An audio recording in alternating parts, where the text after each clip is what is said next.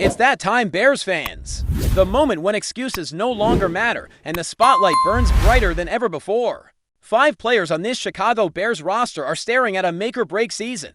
Not next year, not into seasons right now. If they don't step up in 2025, they could be out the door or at the very least, watching their role vanish. Let's start this breakdown with one of the most polarizing figures on the team, Tremaine Edmunds. Look, when the Bears gave Edmunds that massive 4-year, $72 million deal, expectations shot through the roof. He wasn't just supposed to be good, he was supposed to anchor this defense and elevate the entire unit. But here we are heading into his 3rd year in Chicago, and the return on investment just hasn't been there. He hasn't been a disaster. No one's saying that. But when you're making $18 million per year, you're expected to be a difference maker. And if we're being honest, he hasn't even sniffed that level. Let's compare. TJ Edwards, 3 years, $19 million, much cheaper and frankly more productive. In fact, Edwards just earned himself a fresh 2-year, $20 million extension. And you could argue he's been the heart of the linebacker corps, not Edmunds. That contrast tells you a lot about how Edmunds' performance has been perceived inside Hollis Hall. Now, if you just glance at Edmunds' stats, you might be fooled. Over 100 tackles in both seasons, sure, that sounds great on the surface. But dive deeper and the issues become glaring. 1 sack in 2 years, only 8 tackles for loss. Those are numbers you expect from a rotational guy, not someone who was supposed to be one of the best linebackers in the NFL. And what happened to his big playability? 5 interceptions over the seasons, but 4 of those came in year 1. And at least 2 were flukes, tipped passes that just landed in his lap, only to force fumbles. 15 pass breakups, which is decent, but when you remove that and look at true impact plays, you're talking about maybe 15 to 16 over the full seasons. And here's where it really stings. For a player with his physical tools, 6'5" to 150 pounds with speed to chase anyone down, his instincts just aren't there. His passer rating allowed when targeted has been consistently over 9.5. That's not good enough, plain and simple, and that's always been the knock on him. Great athlete, no doubt, but instincts, reading plays before they happen, that's where he falls short. It's frustrating because you can see what he could be if you gave Jack Sanborn Edmunds' athleticism, or gave Edmunds Sanborn's football IQ, you'd have an All-Pro on your hands. But instead, Edmunds is constantly a beat late. He gets away with it sometimes because of his range, but more often than not, he's reacting instead of anticipating, and in today's NFL, that's a losing formula. Now the Bears are hopeful.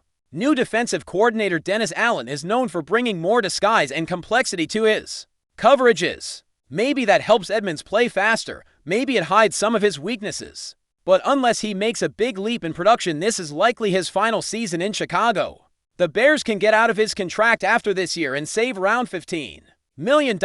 If there's a team willing to take on his deal in a trade, even better. But make no mistake, this is a now or never season for Edmunds. Let's move on to a guy who's still trying to earn his spot in the starting lineup, Tyrique Stevenson. The talent is there, no doubt, but the inconsistency and, more importantly, the immaturity have held him back. After that game in Washington, it felt like things just spiraled. His confidence seemed shaken and the mistakes piled up. The Bears stuck with him, but it was clear something was off, and yet there's still hope. You don't have to squint too hard to see why the Bears are intrigued. That stretch during the second half of his rookie season, he was arguably the best rookie corner in the league for about 8 weeks. He was physical, aggressive, and showed real potential. Even the start of last season wasn't bad, it's just that once things went sideways, he never quite got back on track. But now he's getting a fresh start. The arrival of Al Harris as the new defensive backs coach could be exactly what he needs. Harris knows how to get the best out of pressman corners, and Stevenson fits that mold perfectly. He likes to play tight, he's not afraid to tackle, and in this Dennis Allen scheme, there will be plenty of chances for him to shine. This defense is going to challenge receivers at the line, and that plays right into his strengths. Still, it's time to put up or shut up. The Bears brought in Terrell Smith. They drafted Z. Frazier. This coaching staff is not going to hand Stevenson a starting job. He's going to have to earn it, and if he doesn't, don't be surprised if they move on. Just because he's got another year on his rookie deal doesn't mean he's part of the long-term plans. This camp is going to be massive for him. Now, let's shift to the offensive side of the ball and talk about Roschon Johnson. If you've been paying attention to the Bears offseason, the opportunity is screaming at him. They didn't draft a running back until the 7th round, and they didn't bring in any big names. Besides DeAndre Swift, That tells you the door is wide open for Roschon to carve out a role.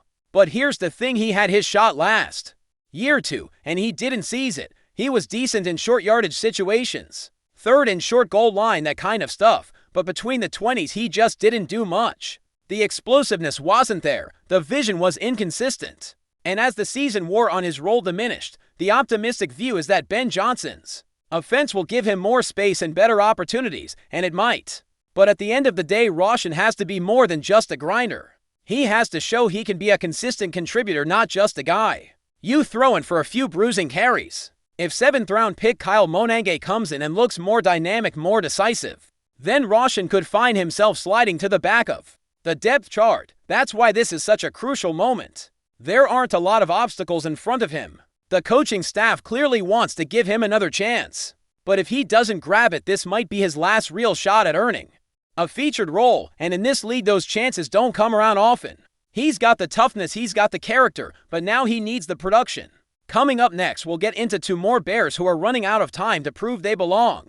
But before we get there, think about this: which of these players has the most to prove this season? Is it the big money linebacker who hasn't delivered the corner with all the tools but none of the discipline, or the back who's got a clear runway but still hasn't taken flight? Let's keep it rolling with Jaquan Brisker, a player who doesn't carry the same level of uncertainty around his talent as the others, but still finds himself at a bit of a crossroads. The big question with Brisker has never really been about performance, it's about availability.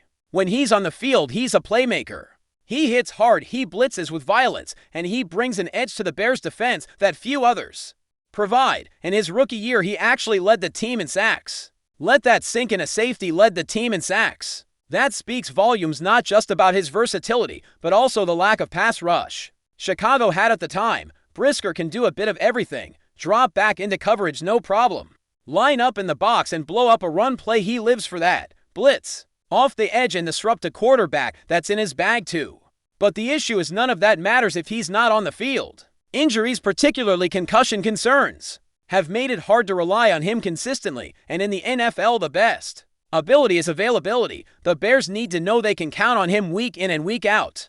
That's what this season is about for Brisker, not proving he's good enough, but proving he can stay healthy long enough to matter. If he plays in 14 or 15 games this season, he's absolutely a candidate for a second contract. Maybe not a long-term one, but certainly a year-to-year deal that keeps him in the building.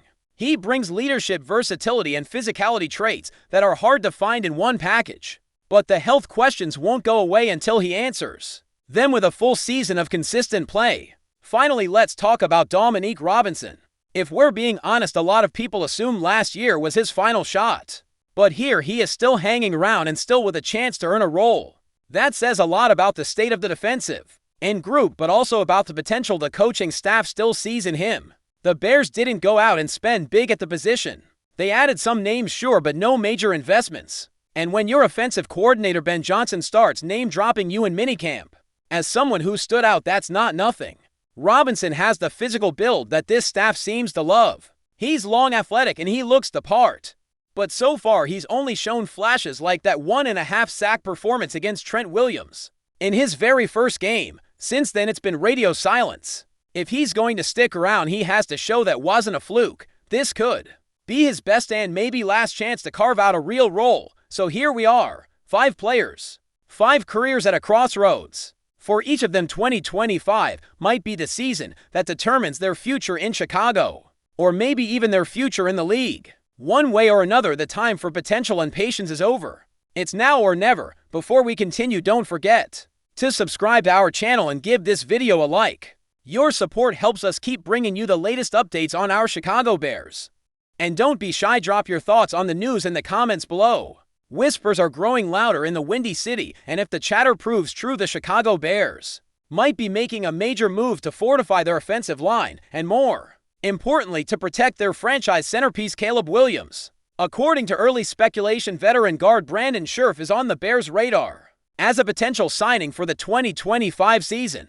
Scherff, a former All-Pro and 5-time Pro Bowler, could bring immediate leadership experience and brute force to a young Bears offense desperate for consistency in the trenches. The 33-year-old guard is reportedly seeking a fresh start after his stint with the Jacksonville Jaguars and Chicago with its revitalized roster. and promising quarterback talent could be just the right fit.